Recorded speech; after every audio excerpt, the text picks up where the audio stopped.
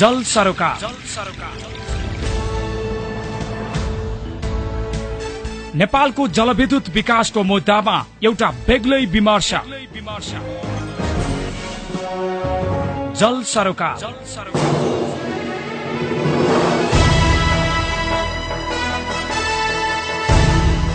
श्रोताहरु नमस्ते। कार्यक्रम जल सरोकारमा म उपस्थित भएको छु विकास थापा। हामीले यस कार्यक्रममा जलस्रोत, जलविद्युत र ऊर्जाका विविध पक्षहरूबारे सम्बन्धित विज्ञहरूसँग आएर छलफल गर्दै आइरहेका छौं र आजको यस कार्यक्रममा नेपाल सरकारका सहसचिव एवं सिंचाई विभागका महानिर्देशक माधव बेलबासीज्यूलाई हामीले स्टुडियोमा निम्त्याएका छौं र उहाँ जर्मनी युनिभर्सिटीबाट जलस्रोत व्यवस्थापनमा मास्टर्स डिग्री उत्तीर्ण हुनुहुन्छ र नेपालको जलस्रोत क्षेत्रमा 27 वर्ष झन्डै 3 दशकदेखि क्रियाशील हुनुहुन्छ र उहाँकै पालामा सिंचाई विभागले बहुउद्देश्यीय जलाशययुक्त आयोजनाहरूका विभिन्न अध्ययन अनुसन्धान गरेर अहिले भेरी बभई आयोजना निर्माणको चरणसम्म आइपुगेको छ र आगामी दिनमा सिंचाई अहिले हाम्रो एकातिर जलस्रोतमा हामी सम्पन्न छौं भनिन्छ, तर किसानहरूले जब पानी चाहन्छन् खेतीपातीको बेलामा पानी उपलब्ध हुँदैन र अझ वर्षभरि पानी पुग्ने अवस्था त्यो कहिले आउँछन् भन्ने हिसाबले चाहिँ हामीले विभिन्न नीति नियम कानूनहरू पनि बनाएका छौं, कार्यक्रम पनि बनाएका छौं र अझै पनि किसानहरूले चाहे अनुसारको सोचे अनुसारको अझै पनि प्राप्त गर्न सकेका छैनन् र यही विषयमा सेरोफेरोमा र आगामी दिनमा सिंचाई मन्त्रालय अन्तर्गतको विभागले यो सिंचाई क्षेत्रलाई कसरी अगाडि बढाउँछ भन्ने विषयमा हामी छलफल गर्दैछौं र मलाई प्राविधिक रूपमा साथ दिनु भएको छ साथी मनोज तमला। महानिर्देशकज्यू, यहाँलाई कार्यक्रममा स्वागत छ। धन्यवाद विकासजी। अहिले अब तपाईँ महानिर्देशक भएर आइसकेपछि अलिकति सिंचाई विभागमा अलिकति चर्चाहरू पनि भए, बहुउद्देश्यीय आयोजनाहरूका कुराकानी भए, यो नयाँ सिंचाई ऐनका कुराकानी पनि चर्चामा पनि छन् र अहिले समग्र हिसाबमा सिंचाई विभाग अहिलेको सिंचाई विभाग अन्तर्गतको काम कारबाहीको स्थिति के छ? अब सिंचाई नेपालको लागि अत्यन्त महत्वपूर्ण हुन गएको छ।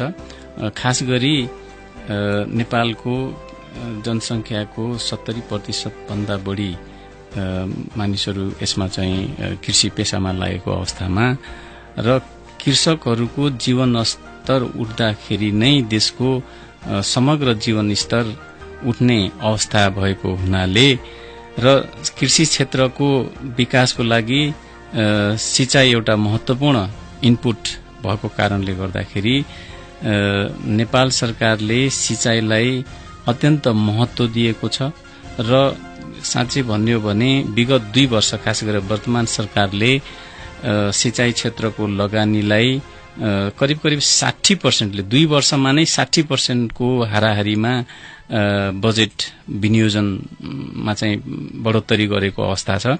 यसको मतलब चाहिँ वर्तमान सरकारले सिंचाईको विकास द्रुततर गतिमा हुनुपर्छ र त्यसमा पनि वर्षैभरि सिंचाई चाहिँ हुनुपर्छ भन्ने विषय चाहिँ अगाडि सारेको अवस्था छ र अहिले टोटल अहिलेको जुन अब हामीले जे कार्यक्रम बनाइरहेका छौं 1990 मा चाहिँ हामीले सिंचाईको मास्टर प्लान बनायौं।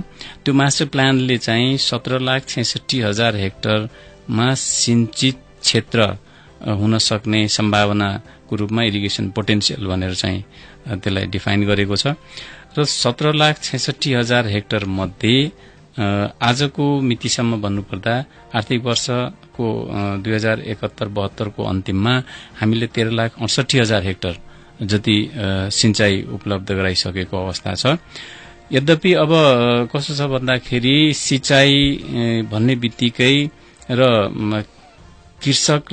कृषि र सिंचाई जोड्ने बित्तिकै हामी कसरी बुझ्नुपर्छ भन्दाखेरि कृषकले भनेको बेलामा, भनेको चाहिँ मात्रामा, भनेको ठाउँमा पर्याप्त सिंचाई पुग्या हुनुपर्छ।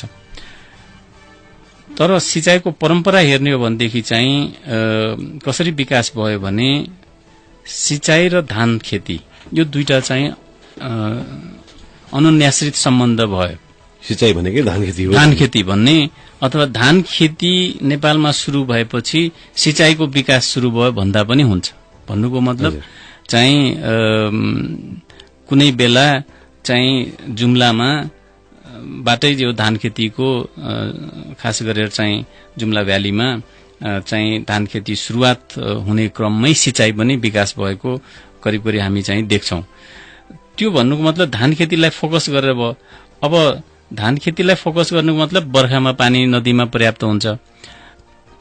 त्यो बाहेकका अरू दुईटा क्रपको बारेमा खासै सोचिएको अवस्था थिएन र नेपालले पनि राज्यको तर्फबाट पनि धान खेतीलाई नै फोकस गरेर यो त करिब करिब चाहिँ साँच्चै भन्नुहुन्छ भने 1970 को अन्तिमसम्म पनि मोरलेस त्यही लाइनमा चाहिँ सिंचाईको विकास भएको अवस्था छ। यसै कारण हामीले के देख्छौं भन्दाखेरि चाहिँ ठूला ठूला आयोजनाहरू त छन्, तर यी डिजाइन नै यसरी गरिएको छ कि चाहिँ बर्खाको बेलामा धानलाई पानी नपरेको अवस्थामा, बर्खामा चाहिँ पानी पर्याप्त नभएको अवस्थामा एउटा चाहिँ सुरक्षाको लागि सिंचाई, धान खेतीको सुरक्षाको लागि सिंचाई विकास गरिने संरचनाहरू निर्माण गरिए विगतमा। तर समयबद्ध अब पछि आउँदै गर्दाखेरि चाहिँ जब मानिसको चाहिँ अब त्यो जग्गा पनि विभाजित हुँदै गए, पर व्यक्ति चाहिँ जग्गाको पनि घट्दै गयो, त्यो अवस्थामा अब त्यही सानो जग्गाबाट चाहिँ धेरै उत्पादन गर्नुपर्ने अवस्था सिर्जना भयो। अनि 3 बाली उत्पादन गर्नुपर्ने अवस्था सिर्जना भए। अब चाहिँ राउन्ड द इयर इरिगेसन हुनुपर्छ है भन्ने फोकसका साथमा अगाडि बढ्ने क्रममा संरचना चाहिँ पुराना धान खेतीको लागि फोकस, एरिया धान खेतीको लागि फोकस, अब इन्टेन्सिभ इरिगेसनमा जानुपर्ने अवस्था। त्यसले गर्दाखेरि चाहिँ यो तारतम्य चाहिँ नमिलेको अवस्थालाई अब हामी यसलाई चाहिँ सुधार गर्ने अथवा आजको माग के हो, आज चाहिँ वर्तमान अवस्थामा राउन्ड द इयर इरिगेसन कसरी गर्ने त त्यही चाहिँ संरचनाबाट भन्ने क्रममा चाहिँ यो लाइनमा चाहिँ हामी काम गरिरहेको अवस्था छ। र जस अन्तर्गत चाहिँ अब कुनै पनि सिंचित क्षेत्र डिफाइन गरेको ठाउँमा वर्षैभरि सिंचाई कसरी उपलब्ध गराउने भन्दाखेरि हामीसँग चाहिँ अब दुईटा फोकस भएको अवस्था छ। एउटा चाहिँ ग्राउन्ड वाटर, अर्को चाहिँ सतह सिंचाई। सतह सिंचाई अन्तर्गत चाहिँ अब एक किसिमले पहिले अब ग्राउन्ड वाटरकै कुरा गरौं। ग्राउन्ड वाटर एउटा यस्तो तरिका हो जसबाट चाहिँ थोरै पैसामा, थोरै लागतमा तुरुन्तै सिंचाई र भनेको समयमा भनेको मात्रामा गर्न सकिन्छ। तर त्यसका पनि आफ्नै चाहिँ लिमिटेसन छन्। जस्तै चाहिँ अब जनताले भनेको बेलामा डिजल उपलब्ध हुन सक्दैन। पानी त भनेको बेलामा उपलब्ध हुन्छ तर डिजल चाहियो, डिजल भनेको बेलामा उपलब्ध हुँदैन, बिजुली भनेको बेलामा उपलब्ध हुँदैन। यो दुईटा मेन सोर्स भए पम्प चलाउनको लागि। अब तेस्रो सोर्स भनेको चाहिँ सोलर एनर्जी हो। सोलर एनर्जीको इनिशियल क्यापिटल कस्ट चाहिँ अलिकति हाई छ र त्यसमा अलिक प्र्याक्टिस चाहिँ अथवा टेक्नोलोजी विकास गर्ने क्रममै छौं हामी। र अहिले केही चाहिँ नमुनाका रूपमा हामीले केही सोलर पम्पहरू सञ्चालन गरिरहेको अवस्था छ। अब यतातिर चाहिँ सतह सिंचाईतर्फ जाँदाखेरि नदी नै हामीले प्रायः ठूला नदीहरू, मझौला खालका नदीहरू निर्माण के अरे संरचनाहरू निर्माण गर्यौं सिंचाईका। ठूला चाहे त्यो कन्काई सिंचाई होस्, चाहे कमला होस्, चाहे बागमती होस्, यी सबै चीज भनेको चाहिँ बर्खाको बेलामा धेरै पानी हुने, हिउँदमा चाहिँ कम पानी हुने। जस्तो अहिले यहाँले भन्नु भने एयर राउन्ड इरिगेसन वर्षभरि पानी पुग्ने कति हेक्टर? अच्छा, अब यदि टोटल 13,68,000 हेक्टर जतिमा चाहिँ करिब 4.25 लाख हेक्टर जति हामीले अहिले ग्राउन्ड वाटरबाट गरिरहेका छौं। हजुर, त्यो ग्राउन्ड वाटरमा चाहिँ त अब यदि डिजल अथवा चाहिँ एनर्जीको सोर्स रिलायबल छ भने त हामीले वर्षैभरि सिंचाई त्यहाँ त पाउने नै भयौं। बाँकी बचेको करिब 10 लाख हेक्टर जमिनमा हामीले करिब 30% मा चाहिँ राउन्ड द इरिगेसन गर्न सक्ने अवस्था छ। बाँकी 70% मा चाहिँ अब त्यसमा 3टा क्रप भन्दा पनि गहुँको सिजनमा अथवा विन्टरमा चाहिँ करिब 60 जति होला, 50-60%, अनि गएर चाहिँ अरू सिजनमा चाहिँ 20-25% अथवा त्योभन्दा कममा चाहिँ हुने अवस्था छ। अब यतापट्टि भनौं न, यो अलि यहाँले भर्खर भन्नुभयो यो एयर राउन्ड इरिगेसनलाई सिंचाई विभागले मन्त्रालयले अलिकति बढी प्राथमिकता दिएको छ भनेर, यसको लागि चाहिँ के कस्ता कार्यक्रमहरू अगाडि बढाएको छ त? अब एयर राउन्ड इरिगेसनको लागि एउटा त मैले भनिहालेँ, ग्राउन्ड वाटर चाहिँ एउटा प्रमुख चाहिँ हाम्रो माध्यम स्रोत र हाम्रो ग्राउन्ड वाटर चाहिँ एक किसिमले भन्यो भने यो चाहिँ कतिपय एक्सपर्टहरूले चाहिँ फेरारी अफ ग्राउन्ड वाटर पनि भन्छ कि नेपालको ग्राउन्ड वाटरको पोटेन्सियललाई हेर्दाखेरि त्यति राम्रो छ। भन्नु मतलब एनुअल रिचार्ज राम्रो छ। हामीले करिब चाहिँ 10 बिलियन जति चाहिँ बीसीएम जति पानी चाहिँ एक्सट्र्याक्ट गर्न सक्छौं त्यो रिन्युएबल छ के। अब त्यसको चाहिँ अब त्यसका केही लिमिटेसन छन्, तर हाम्रो परम्परा हाम्रो चाहिँ प्र्याक्टिस कस्तो भयो भन्दाखेरि चाहिँ उही कुलो बनाउने, कुलोबाट सिंचाइ गर्ने, अझै नहर हुँदा राम्रो हैन, लाइन हुँदा अझै राम्रो, यो सबै प्र्याक्टिसले गर्दाखेरि हामी चाहिँ सतह सिंचाइलाई नै जनताले पनि प्रेफर गरिरहेको अवस्था, राज्यले पनि त्यसतिर पनि ध्यान दिइरहेको अवस्था छ। र त्यसको लागि चाहिँ अहिलेका संरचनाहरू जुन चाहिँ सिंचाइ संरचनाहरू निर्माण भइसकेका छन्, जसमा चाहिँ हामीले प्रायः जसो मझौला खालका नदीमा चाहिँ संरचना निर्माण गरेको अवस्थामा यी मझौला नदीमा हिउँदमा र चैतमा चाहिँ पानी कम हुने अवस्था, स्प्रिङ सिजन र विन्टर सिजनको लागि, दुईटा क्रपको लागि, त्यसको लागि चाहिँ अब संरचना त्यहाँ छँदैछन्। खालि के काम गर्नु पर्यो भन्दाखेरि चाहिँ पेरिनियल नदीहरू, हिम नदीहरूबाट यदि हामी कुनै तरिकाले त्यसलाई डाइभर्सनहरू माध्यमबाट त्यसलाई जोड्दियौं भनेदेखि हिउँदको समयलाई पानी सप्लिमेन्ट गर्ने बित्तिकै त तल त संरचना तयार छन्, खालि अगमेन्टेसन मात्रै हो। त्यो अवस्थामा चाहिँ अहिले हाम्रो थ्रस्ट चाहिँ त्यो लाइनमा गइरहेको अवस्था छ र त्यसमा हामीले प्रोजेक्ट आइडेन्टिफाई गरेका छौं। सबभन्दा पहिले भेरिबवे डाइभर्सनलाई नै हामीले फोकस गर्यौं, किन भन्दाखेरि यसको अध्ययनको लेभल निकै माथि भइसकेको थियो। जाइकाले 1990s मै यसको अध्ययन सुरु गरेको अवस्था थियो र बीचमा चाहिँ उसले चाहिँ डिस्कन्टिन्युटी गर्यो र त्यसलाई नै हामीले चाहिँ फेरि चाहिँ सिंचाइ विभागले अगाडि बढाएर अहिले इम्प्लिमेन्टेसनको लेभलमा पुगेका छौं र त्यसमा चाहिँ 13 किलोमिटरको टनल, जुन चाहिँ टनल बोरिङ मसिन नेपालमै पहिलोचोटि हामीले चाहिँ प्रयोग गर्ने हिसाबले चाहिँ डिजाइन गर्यौं र अहिले कन्ट्र्याक्ट आउट भएर निर्माण कार्य चाहिँ शुरू हुने अवस्थामा छ। अब त्यसै गरी चाहिँ हामीसँग अरु आयोजनाहरू मध्ये सुनकोशी मरिन डाइभर्सन, जुन चाहिँ मरिन भनेको चाहिँ बागमतीको एउटा ट्रिब्युटरी हो। अब त्यो मरिनमा पानी 13 किलोमिटरको टनल छ, त्यहाँ पनि त्यो टनलबाट मरिनमा पानी खसाल्ने बित्तिकै बागमतीमा जान्छ र बागमती सिंचाइ आयोजना जुन चाहिँ हामीले विगतमा बागमती हाई ड्याम निर्माण गरेर 1,20,000 हेक्टरमा सिंचाइ गर्छौं भन्ने जुन हिसाबका संरचनाहरूका सुरुका संरचनाहरू छन्, मूल नहरदेखि लिएर चाहिँ इन्टेकहरू अथवा ब्याराज चाहिँ त्यसै डिजाइन गरिएको छ। अब त्यो संरचनालाई चाहिँ अब हाई ड्याम बनाउन सकिने स्थिति देखिँदैन विभिन्न कारणले गर्दाखेरि। अब त्यो सबभन्दा सजिलो उपाय चाहिँ के भयो भने सुनकोशीको पानी लगेर मरिनमा खसाल्ने, अनि 1,20,000 हेक्टर जुन चाहिँ संरचनाहरू विकासका क्रममा छन् त्यो चाहिँ द्रुततर गतिमा चाहिँ 1,20,000 हेक्टरमा चाहिँ हामीले सिंचाइ सुविधा उपलब्ध गराउन सक्छौं, जहाँदेखि रौतहटदेखि लिएर चाहिँ यतातिर महोत्तरीसम्म चाहिँ पुग्न सक्ने स्थिति छ। अब त्यसै गरेर चाहिँ यतातिर महोत्तरीको धनुषासम्मै पुग्ने स्थिति छ भने अब सुनकोशी कमला डाइभर्सन जुन चाहिँ विगतमा इभन चाहिँ भेरिबवे डाइभर्सन भन्दा पनि पहिले चाहिँ आइडेन्टिफाई गरेको प्रोजेक्ट हो र यसमा पनि त्यसमा ड्याम पनि कमलाको ड्याम छ, डाइभर्सन छ, इन्टरभेसन ट्रान्सफरका कुरा छन्। यी सबै चिजको समष्टिगत प्रोजेक्ट चाहिँ अहिले हामीले त्यसलाई कोशी उच्च बाँधसँग जोडिएर नेपाल भारतले संयुक्त रूपमा अध्ययन भइरहेको अवस्थाले गर्दा अथवा कोशी उच्च बाँधसँग त्यो अलिकति सम्बन्धित भएको कारणले गर्दाखेरि त्यसलाई इन्टिग्रेटेड रूपमै स्टडी भइरहेको छ र त्यो स्टडी कम्प्लिट भएपछि हामी इम्प्लिमेन्टेसनमा जान सक्ने अवस्था हुन्छ। अब चौथो प्रोजेक्टको रूपमा चाहिँ हामीले सारेको कालीगण्डकी तिनाउ हो।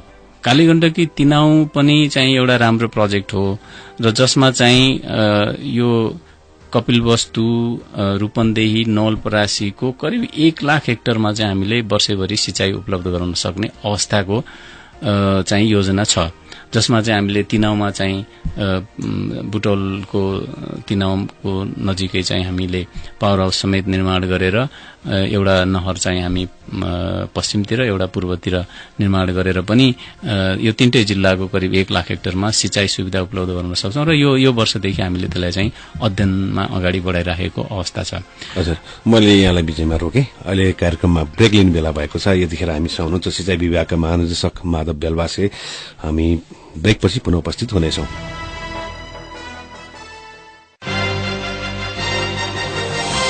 हामी किन अन्धकारमा छौं जबकि नेपालमा उपलब्ध अपार जलस्रोतबाट हजारौं मेगावाट जलविद्युत उत्पादन गर्न सम्भव छ।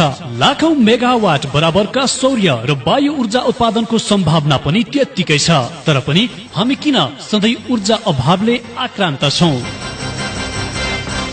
आउनुहोस्, यो अवस्थाको अन्त्य गरौं, स्वदेशी ऊर्जाको विकास एवं प्रवर्धनमा लागौं। ऊर्जा क्षेत्रको सरकारी, निजी, गैर सरकारी, वित्तीय, उपभोक्ता आदि संस्थाहरूलाई समेटी नेपालको सम्पूर्ण ऊर्जा क्षेत्रलाई प्रतिनिधित्व गर्ने संस्था इनर्जी डेभलपमेन्ट काउन्सिलसँग आबद्ध रही नेपालको ऊर्जा विकासमा योगदान गरौं।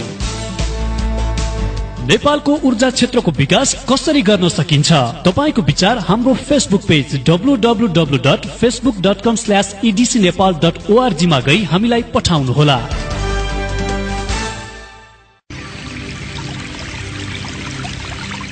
जल सरोकार नेपालको जलविद्युत विकासको मुद्दामा एउटा बेग्लै विमर्श। जल सरोकार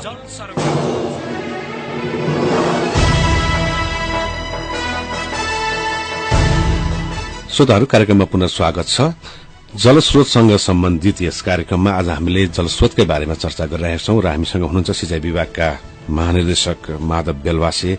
उहाँ यस क्षेत्रमा निकै विज्ञ हुनुहुन्छ, लामो अनुभवले खारिएको हुनुहुन्छ र मलाई प्राविधिक रूपमा मनोज धमालाजीले साथ दिइरहनु भएको छ। अनि महानिर्देशकज्यू, अब यहाँ अर्को तपाईले भन्नुभयो सिंचाई योजनामा यो एराउन्ड इरिगेसनमा यति धेरै कुराहरू सरकारले अहिले अगाडि बढाउँदैछ, तर आयोजना जति हामीले चाहिने जनताले, किसानले जति चाँडो छिटो आइदियोस् भन्ने हुन्छ, त्यो अनुसारको चाहिँ एकदम यो प्रक्रियाहरू पनि लम्बेतान हुने, ढिला आउने जस्तै भनौं। सुनसरी मोरङ सिंचाई आयोजना, बागमती सिंचाई आयोजना, इभन अहिले बबई पनि भयो, यी कम्प्लिट यो चाहिने यो लगातार निर्माणाधीन यो चरणमा गइरहन्छ। अब हामीले सुनेदेखि बागमती सिंचाई अहिले पनि भनौं यसको कमान्ड एरियामा डेभलप गर्दै गइरहेछ। यस्तो किन हुन्छ यो सिंचाईको सन्दर्भमा? वास्तवमा यो महत्वपूर्ण पनि प्रश्न हो। आयोजना भनेपछि सर्टेन अब्जेक्टिभ हुन्छ, टाइम हुन्छ, बजेट हुन्छ। अब उदाहरण मैले चाहिँ अब सिक्टा सिंचाई आयोजनाबाट शुरू गरेँ। वित्तले चाहिँ अरू बाँकी यहाँले उठाएका इक्जाम्पलहरू सुनसरी मोरङ र बागमतीलाई पनि कभर गर्छ। त्यो इक्जाम्पलले सिक्टा सिंचाई आयोजनाको इनिशियल कस्ट, सुरुको कस्ट जुन बेला चाहिँ योजना स्वीकृत भयो 62-63 सालदेखि आयोजना शुरू भएको, इभन चाहिँ त्यो योजना त 61 सालमै स्वीकृत भएको थियो। त्यो बेला चाहिँ करिब 7.5 अरब रुपियाँ को चाहिँ योजना हो यो। र त्यसमा हामीले के प्लान गरेका थियौं भने हेडवर्क्स निर्माण गर्ने, मूल नहर निर्माण गर्ने र ब्रान्च केनालसम्मको निर्माण गर्ने भन्ने हिसाबले चाहिँ शाखा नहरसम्मका संरचना निर्माण गर्ने हिसाबले कमान्ड एरिया डेभलपमेन्टको चाहिँ त्यसमा कस्ट थिएन। हजुर। अब त्यो 7.5 अरबले यो 3टा पार्ट चाहिँ निर्माण गर्ने हिसाबको थियो। त्यो भन्नुको मतलब के हो भने सरकारले 7.5 अरब रुपियाँ अलोकेशन गर्ने टाइम फ्रेममा 5 वर्षमा 7.5 अरबकै एकैचोटि कन्ट्र्याक्ट आउट गर्ने, हेडवर्क्सको एउटा होला, मूल नहरको एउटा होला, ब्रान्च केनालका चाहिँ विभिन्न प्याकेजहरू हुन सक्छ। यो चाहिँ प्रोजेक्टको प्लानिङ भयो होइन, एकैचोटि बजेटको एन्सर हुने, समय फिक्स गर्ने, अनि त्यसलाई त्यो हिसाबले जनशक्ति प्रयोग गरेर इम्प्लिमेन्टेसन गर्ने। हजुर। योजना त त्यसरी बन्छ। तर इम्प्लिमेन्टेसनको बेलामा भइदिन्छ के भन्दाखेरि विभिन्न कारणहरूले गर्दाखेरि एउटा त मेन कन्स्टेन्ट बजेटकै कन्स्टेन्ट हो र त्यो कन्स्टेन्ट र अब जग्गा अधिग्रहणका विषय पनि आउँछन्, त्यससँग जोडेका हुन्छन्। तर अब बजेट कन्स्टेन्टले गर्दाखेरि कसरी समस्या हुन्छ भन्दाखेरि पहिले सरकारले चाहिँ एउटा लिमिटेड बजेटबाट चाहिँ कार्य सुरु गर्नुपर्ने हुन्छ। हामीले एकैचोटि जुन 3टा पार्टको चाहिँ कन्ट्र्याक्ट आउट हुनुपर्नेमा हेडवर्क्सको मात्रै निर्माण गर्न सुरु गर्छौं। जहिले पनि यो जुनसुकै योजनाको पनि त्यही नै हो हालत। इभन दाताहरू समावेश भएकोमा पनि त्यस्तै हुन्छ। दाताहरू त अब अहिलेको इरिगेसन सेक्टरको केसमा चाहिँ त्यस्तो अवस्था छैन, किन भन्दाखेरि दाताले एउटा योजना समातेर सुरुदेखि अन्तिमसम्म बनाएको कुनै योजनै छैन। ठूला योजना, सानातिना चाहिँ त छन्, तर ठूला योजनाहरूलाई चाहिँ त्यस्तो भन्ने नै छैन। उनीहरू चाहिँ बीचमा जब वाटर राइट इस्टाब्लिश हुन्छ, पानीको चाहिँ अब नेपालको हक चाहिँ त्यसमा स्थापित भइसकेपछि बल्ल चाहिँ एउटा सर्टेन पार्टको निर्माणको लागि आउने हो।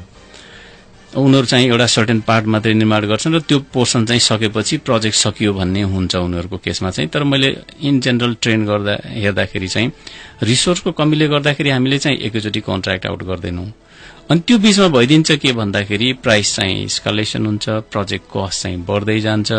त्यसपछि चाहिँ अब यो प्रोजेक्ट आइराखेको छ, प्रोजेक्ट निर्माण हुनै छ, यो यहाँबाट यो खेतबाट मेरो यो नहर पास हुन्छ नै भन्ने किसिमले अनि त्यहाँ जग्गा मुआवजाका इस्युहरू आउन थाल्छन्, जग्गा समयमा अधिग्रहण गर्न सकिँदैन। अनि त्यसपछि कन्ट्र्याक्ट आउट गर्ने प्रक्रिया पनि अलिकति चाहिँ सर्टेन प्रोसिजर फलो गर्नुपर्ने कारणले गर्दा त्यहाँ पनि समय लिन्छ।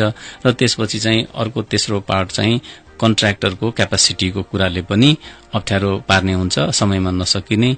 कन्ट्र्याक्टर पनि अब विभिन्न चाहिँ प्रोजेक्टमा एकैचोटि इन्भल्भ हुने, रिसोर्सहरू चाहिँ एक ठाउँ मोबिलाइज नगरेर स्क्याटर्ड हुने। त्यो सबै हिसाबले हेर्दाखेरि चाहिँ योजनाहरू, सिंचाइका योजनाहरू हामीले सुरुदेखि अन्तिमसम्ममा खेतमा पानी पुर्याउने अवस्थासम्म चाहिँ एकैचोटि इम्प्लिमेन्टेसन गर्न सक्दैनौं। र अर्को कुरा के हो भन्दाखेरि विश्वमा नै सिंचाइ भन्ने बित्तिकै यसको चाहिँ अब सिंचाइ कसरी, परम्परागत कृषकले गर्ने सिंचाइको एउटा तरिका छ भने अहिले चाहिँ मोडर्न चाहिँ इजरायलदेखि लिएर चाहिँ अन्य विकसित देशहरूको सिंचाइको तरिकै फरक छ। अब हामीले सिंचाइ भनेको चाहिँ अप्टिमम रूपमा विकास गर्नुको मतलब चाहिँ के हो भन्दाखेरि एफिसिएन्ट वाटर युज नै हो। वाटरलाई कति एफिसिएन्ट गर्ने, किसानले सिंचाइ गर्दाखेरि चाहिँ एफिसिएन्सी लो हुन्छ भने आधुनिक तरिकाले सिंचाइ गर्दाखेरि एफिसिएन्सी राम्रो हुन्छ। अब यो लगातार विकासको क्रममै हुन्छ। हामीले एउटा मूल नहर बनाएर आउटलेट छोड्दाखेरि पनि सिंचाइ भइ नै राखेको हुन्छ, योजना त कम्प्लिट भएको छैन नि। अनि शाखा नहर बनाएर निर्माण गर्दाखेरि शाखा नहर बनाउँदाखेरि पनि योजना चाहिँ सिंचाइ हुन्छ। जस्तै कमलामा चाहिँ हामीले व्यापक चाहिँ कमान्ड एरिया विकास गरेका छैनौं, शाखा नहरबाट धेरै कभर गर्छौं, फिल्ड टु फिल्ड इरिगेसन गर्छन् हैन। यहाँबाट छोडेको पानी चाहिँ 1 किलोमिटर 2 किलोमिटरसम्म खेतबाट चाहिँ पानी जान्छ। यो अवस्थाले गर्दाखेरि चाहिँ यो विकास क्रम चाहिँ जारी नै हुन्छ कि हाम्रो चाहिँ सिंचाइ त अब कमला अहिलेसम्म कम्प्लिट भएको छैन साँच्चै भन्ने हो भने, तर कमलाले सिंचाइ गरिरहेछ, 25,000 हेक्टर सिंचाइ गरि पनि रहेछ फेरि।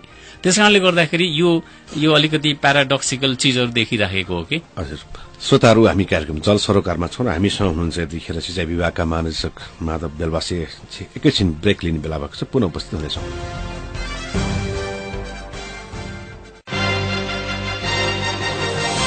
हामी किन अन्धकारमा छौं जबकि नेपालमा उपलब्ध अपार जलस्रोतबाट हजारौं मेगावाट जलविद्युत उत्पादन गर्न सम्भव छ। लाखौं मेगावाट बराबरका सौर्य र वायु ऊर्जा उत्पादनको सम्भावना पनि त्यत्तिकै छ। तर पनि हामी किन सधैँ ऊर्जा अभावले आक्रान्त छौं? आउनुहोस् यो अवस्थाको अन्त्य गरौं, स्वदेशी ऊर्जाको विकास एवं प्रवर्धनमा लागौं। ऊर्जा क्षेत्रको सरकारी, निजी, गैर सरकारी, वित्तीय, उपभोक्ता आदि संस्थाहरूलाई समेटी नेपालको सम्पूर्ण ऊर्जा क्षेत्रलाई प्रतिनिधित्व गर्ने संस्था इनर्जी डेभलपमेन्ट काउन्सिलसँग आबद्ध रही नेपालको ऊर्जा विकासमा योगदान गरौं। नेपालको ऊर्जा क्षेत्रको विकास कसरी गर्न सकिन्छ? तपाईको विचार हाम्रो फेसबुक पेज www.facebook.com/edcnepal.org मा गई हामीलाई पठाउनुहोला।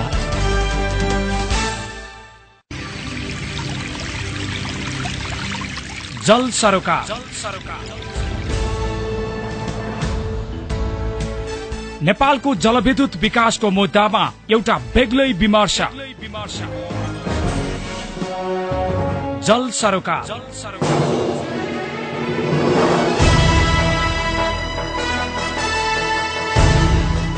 श्रोताहरू, कार्यक्रममा पुनः स्वागत छ। यतिखेर हामी सिंचाइ र जलस्रोतका बारेमा कुराकानी गरिरहेका छौं। सिंचाइ विभागका महानिर्देशक माधव बेलवासी छ। अनि अब यतापट्टि यहाँहरूले नै सिंचाइ विभागले चाहिँ नि माथिल्लो कर्णालीको यो रिरेगुलेटिङ ड्याम बिनाको संरचनाले चाहिँ नि हाम्रा तलका सिंचाइका संरचनाहरूलाई चाहिँ असर पुर्याउँछ भनेर 1 वर्ष अगाडि पीडीए हुनुभन्दा अगाडि नै तपाईहरुले एउटा चाहिँ औपचारिक गुनासो पनि गर्नुभएको थियो लगानी बोर्ड समक्ष। त्यो साँच्चै के भइरहेछ अहिले? वास्तवमा चाहिँ हामीले इन्ट्रेस्टिङली हाम्रो इन्भल्भमेन्ट चाहिँ अन्तिम घडीमा पीडीए साइन गर्ने बेलाको अवस्थासम्म पनि हामीलाई यो पिकिङको विषयमा जानकारी थिएन भन्दा पनि हुन्छ औपचारिक रूपमा। औपचारिक एउटा छलफलको क्रममा चाहिँ म इन्भेस्टमेन्ट बोर्डको छलफल कार्यक्रममा भाग लिने क्रममा जब चाहिँ यो 3.5 घण्टाको पिकिङ गरिँदैछ भन्ने कुरा जानकारीमा आएपछि यो इस्यु चाहिँ आएको, जुन चाहिँ अन्तिम घडीमा चाहिँ को अवस्था हो। 3.5 घण्टा पिकिङ गर्ने बित्तिकै 21.5 घण्टाको जुन चाहिँ हाम्रो 20.5 घण्टाको पानी नदीमा नबग्ने अवस्थामा त्यसले चाहिँ हाम्रो रानी जमरा जुन चाहिँ साइड इन्टेकबाट चाहिँ हामी पानी एक्सट्र्याक्ट गरिरहेका छौं, त्यसै गरेर चाहिँ राजापुर सिंचाई योजना जसले चाहिँ 10-15 हजार हेक्टर सिंचाई गर्छ। अब यी परम्परागत सिस्टमहरू हुन् जसमा चाहिँ किसानले परम्परागत रूपमा उनीहरूले राइट इस्टाब्लिस गरेका छन्, पानीको परिमाण इस्टाब्लिस गरेका छन्। अब ती प्रणालीहरूलाई हामीले मोडर्नाइजेसन मात्रै गरेको। अब त्यो अनि मोडर्नाइजेसन क्रममा चाहिँ अब हामीले साइड इन्टेकै राखेर त्यसको पाउन्ड लेभल पानीको सतह त्यो सतहभन्दा घटी भयो भने फेरि नहरमा त्यो परिमाणमा पानी जान सक्दैन, किनभने हामीसँग त्यसलाई रेगुलेट गर्ने स्ट्रक्चर डाउनस्ट्रिममा छैन। यो कन्टेक्स्टमा चाहिँ अब 20.5 घण्टा पानी यदि चाहिँ नदीमा भएन भन्नुको मतलब त पानीको सतह जान्छ नै तल भन्ने अनुमानका साथमा हामीले यो कुरालाई उठायौं। उठाइसकेपछि हाम्रो सहमति के भयो भने एउटा चाहिँ सिंचाई विभाग समेतको इन्भल्भमेन्टमा त्यसको चाहिँ प्रोमोटरले चाहिँ यो आयोजनालाई यो स्टडी गर्ने, क्रस सेक्सन डेटा लिने, त्यसपछि कम्प्युटर मोडलिङ गर्ने र यसलाई चाहिँ अध्ययन गरेर हेरौं भन्ने चाहिँ 6 महिनाभित्रमा रिपोर्ट प्रतिवेदन पेश गर्ने भन्ने थियो। अब 6 महिनाभन्दा त बढी भइसक्यो। तर चाहिँ अहिले आएर चाहिँ इन्फर्मली अहिलेसम्म उहाँहरूले रिपोर्ट त सबमिट गर्नु भएको छैन, तर इन्टरेक्सन हुने क्रममा चाहिँ के आएको छ भने इम्प्याक्ट स्पष्ट देखिन्छ।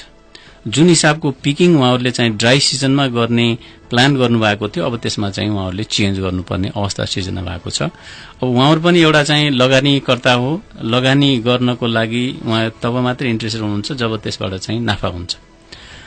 अब इम्प्याक्ट पर्ने देखिन्छ। उहाँहरूले चाहिँ अब प्रिन्सिपली चाहिँ एग्री गर्नुभएको छ कि डाउन स्ट्रिममा हुने कुनै पनि सिंचाई आयोजनालाई चाहिँ हामीले प्रभाव पर्न दिन्नौ भन्ने त उहाँहरूले कमिट गरिसक्नु भएको अवस्था छ। अब त्यो कमिटमेन्टलाई पूरा गर्नको लागि र यतातिर चाहिँ आफ्नो फाइनान्सियली पनि योजनालाई भायबल बनाउनको लागि, इन्भेस्टमेन्टको लागि उपयोगी बनाउनको लागि अब विभिन्न कम्बिनेसनहरूमा चाहिँ उहाँहरूले स्टडी गरिराख्नु भएको छ कि कसरी चाहिँ यतातिर फाइनान्सियली पनि त्यो भायबल होस् र अर्कोतिर इम्प्याक्ट नपरोस्। अब टर्बाइन अथवा चाहिँ कति पावर चाहिँ कुन बेला चाहिँ प्रोड्युस गर्ने भन्ने विषयमा चाहिँ उहाँहरूले विभिन्न मोडेलहरूमा चाहिँ अध्ययन गरिराख्नु भएको छ र अहिले कन्क्लुजनमा पुग्नु भएको छैन what will be the best option भनेर। विभिन्न अप्सनमा छलफल भइरहेको छ, उहाँहरूले अध्ययन गरिराख्नु भएको छ र जसै चाहिँ उहाँहरूले इम्प्याक्ट पनि नपर्ने यतातिर चाहिँ फाइनान्सियली पनि चाहिँ अट्र्याक्टिभ हुने बित्तिकै अनि त्यो प्रस्ताव चाहिँ पेश गर्दै हुनुहुन्छ। अब म यहाँ अर्को एउटा विषयमा उठाउँछु। अहिलेसम्म सिंचाई स्थापना भएको यत्रो स्वर्ण महोत्सव पनि मनाइसकेर अब अहिले अर्को चरणमा पुगिसकेको छ। अहिलेसम्म सिंचाई नियमावलीका आधारमा चलेको विभाग यो क्षेत्र, अब अहिले यहाँले भर्खर भन्नुभयो सिंचाई ऐन पनि ल्याउँदै हुनुहुन्छ, के यो सिंचाई ऐनमा चाहिँ के कस्ता कुराहरू आउँदैछन्, यसले के असर गर्छ त्यसको बारेमा केही बताइदिनुहुन्छ? अब साँच्चै भन्यो भने सिंचाईको अहिले प्रस्तावित ऐन जुन छ त्यो भनेको चाहिँ सिंचाईको अहिलेको संस्थागत जुन चाहिँ मूल्य मान्यता, सिंचाईलाई कसरी सञ्चालन गर्ने, अपरेसन कसरी, मेन्टेनेन्स कसरी गर्ने भन्ने विषयको जुन अहिलेसम्मको मूल्य मान्यता छ त्यसमा चाहिँ ड्रास्टिक चेन्ज हो। यो किसिमले भन्यो भने अत्यन्त चाहिँ यो साउथ इस्ट एसियामै पनि अत्यन्त यो आधुनिक अथवा नयाँ वे अफ थिंकिङमा चाहिँ यो अगाडि बढिरहेको अवस्था छ र खास गरेर हामीले यो इरिगेसनलाई चाहिँ एउटा उद्योगकै रूपमा चाहिँ सिंचाई भनेको सिंचाई प्रणाली आफैमा एउटा चाहिँ उद्योग जस्तो होस् भन्ने यसको चाहिँ मनसाय छ। भन्नुको मतलब कुनै एउटा चाहिँ इन्डस्ट्री चाहिँ इस्टाब्लिश गरिसकेपछि अब त्यसबाट हुने इन्कमले नै त्यो फ्याक्ट्रीमा काम गर्ने कर्मचारी अनि त्यसको चाहिँ ओभरहेड कस्ट, त्यसको चाहिँ क्यापिटल इन्भेस्टमेन्टको चाहिँ इन्ट्रेस्ट रेटहरू, त्यो सबै चीज चाहिँ त्यसले रिटर्न गर्नुपर्छ। त्यो कन्सेप्टले चाहिँ हामीले इरिगेसन सिस्टमलाई पनि एक किसिमले फाइनान्सियली अपरेसन र मेन्टेनेन्स पार्ट चाहिँ भाइबल होस् भन्नको लागि नयाँ ढंगले सोचेका छौं र खास गरेर चाहिँ साना र मझौला खालका सिंचाई योजनाको लागि चाहिँ सहकारीको रूपमा चाहिँ त्यसलाई विकास गर्ने हो। सिंचाई प्रणाली भनेकै एउटा सहकारीको रूपमा चाहिँ जान्छ साना र मझौला र ठूला सिंचाई आयोजनाहरूलाई चाहिँ स्थानीय अधिकार सम्पन्न बोर्डले गभर्निङ गर्ने सबै गभर्न चाहिँ उसैले गर्ने हिसाबले र त्यसको चाहिँ वाटर युजर्स एसोसिएसनकै अध्यक्ष चाहिँ को अध्यक्षतामा स्थानीय बोर्ड गठन गरेर स्वायत्त चाहिँ संस्था हामीले चाहिँ त्यसलाई परिकल्पना गरेका छौं र साथसाथै चाहिँ अर्को इम्पोर्टेन्ट पार्ट चाहिँ अहिलेको प्रस्तावित ऐनमा इरिगेसन डेभलपमेन्ट फण्डको प्रस्ताव गरिएको छ। त्यो फण्डले चाहिँ कोअपरेटिभलाई पनि फाइनान्सियल सपोर्ट गर्छ हैन, उनीहरूलाई लोन अथवा सरकारले दिने ग्रान्ट यदि छ भने पनि, जस्तो चाहिँ अब मेजर कुनै एउटा चाहिँ डिभास्टेसन भयो, अब यस्तै अर्थक्वेकको कारणले अथवा मेजर फ्लडको कारणले गर्दाखेरि इरिगेसन सिस्टम यसरी ड्यामेज भयो कि रेगुलर अपरेसन मेन्टेनेन्स त किसानको आफ्नो फण्डबाट गर्लान्, तर मेजर चेन्ज गर्नु, मेजर चाहिँ रिहेबिलिटेसन गर्नुपर्ने अवस्थामा कृषकलाई त्यही फण्ड मार्फत चाहिँ यति ग्रान्ट यति चाहिँ लोन भनेर चाहिँ डिफाइन गरेर कोअपरेटिभलाई सञ्चालन गर्नको लागि कोअपरेटिभ माध्यमबाट चाहिँ त्यसलाई हामीले चाहिँ पुनर्स्थापन गर्छौं। जस्तै अहिले अब मल्टिपर्पसबाट जुन बिजुली उत्पादन गर्ने भनिएको छ, त्यो बिजुलीको पीपीएबाट बिजुली बेचेर पनि त सिंचाइलाई सस्टेन गर्न पनि एकदम यो कुरा चाहिँ यो विवादको विषय कहाँनिर भयो भन्दाखेरि हामीले ओरिजिनल प्रस्ताव गरेको ऐनमा बिल्कुलै तपाईले भनेकै विषय छ। भेरी बबैबाट वार्षिक रूपमा सिंचाई विभागले 2 अरब रुपियाँ कमाउँछ, त्यो 2 अरब रुपियाँ सिधै फण्डमा जानुपर्छ भन्ने चाहिँ हिसाबले हामीले ऐनमा प्रस्ताव गर्यौं। तर अहिले पनि र अहिले वर्तमान अन्तरिम संविधानको धारा 90 ले चाहिँ नेपालको एकमात्र सर्वसञ्चित कोष हुनेछ भन्ने बित्तिकै अब के भइदियो भन्दाखेरि त्यो चाहिँ रेभिन्यू लगेर अर्को फण्डमा राख्न पाइएन, सिधै लैजान त लैजाने तर घुमाउरो पाराले त्यसलाई चाहिँ सर्वसञ्चित कोषमा ल्याएर सर्वसञ्चित कोषबाट अर्थ मन्त्रालयले सिंचाई विकास कोषको लागि चाहिँ अलोकेसन गरेको पैसा, अब त्यो 2 अरब रुपियाँ सिधै गरे पनि भयो, 1 अरब 80 करोड़ दे पनि भयो, अथवा 2 अरब 20 करोड़ दे पनि भयो।